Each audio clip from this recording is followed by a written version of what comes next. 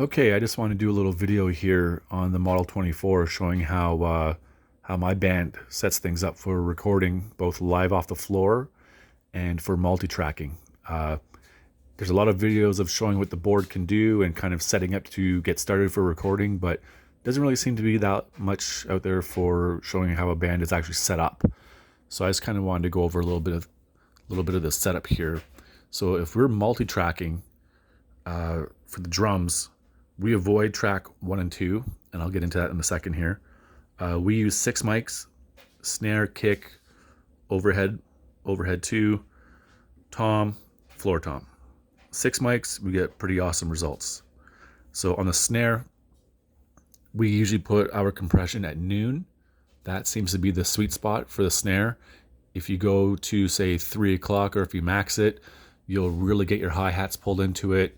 You'll get the bass drum pulled in, and it's messy. So noon on the snare seems to be sweet spot. The kick will just bring it up a little bit to 9 o'clock. The overheads usually around, say, 10 o'clock, and the tom and floor tom usually at 11. And we find that seems to be a good starting point for the compression for the drums, get a nice big fat sound out of it. Now, tracks 1 and 2, the first track is usually a scratch track, and we'll record the guitar on track 1. And we use that as a scratch track. So we'll engage the PFL, so that way it plays through the headphones.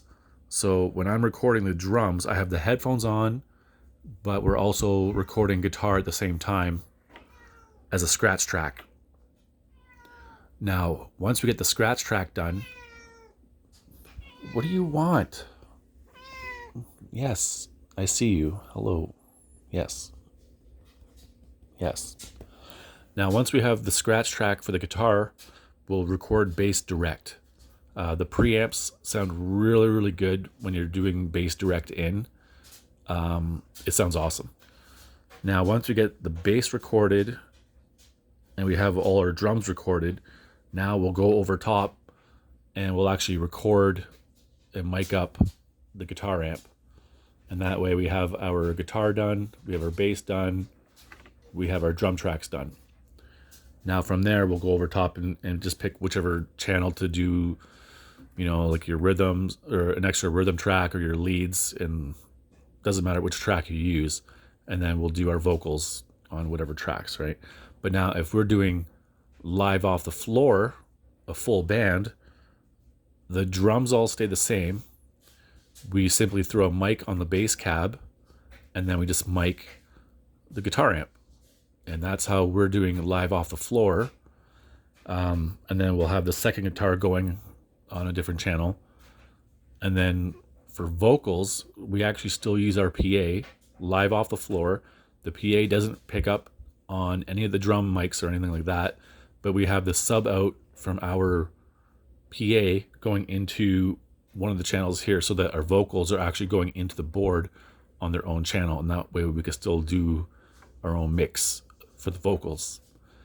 Now, one thing to remember when you're recording, when you're doing your EQ and your effects, all that gets recorded to your master stereo mix, right?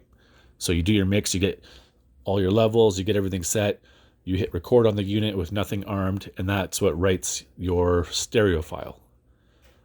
However, if you plan on bringing your tracks into your DAW to mix afterwards, all of your EQ and your effects settings don't apply, because when you bring this into your DAW, everything is raw. The only thing that gets the effects put onto it is when you actually make your stereo file. So it's a good thing to make a reference of what you did for your EQ if you plan on also bringing it into your DAW, because it's good to have a reference point. So after you do your mix and you do all your EQ on everything, just take a picture of your board, and then that way you have a reference for when you go into your DAW and you start doing your mix like that. So yeah, that's just how we do it. There's more than one way to skin a cat.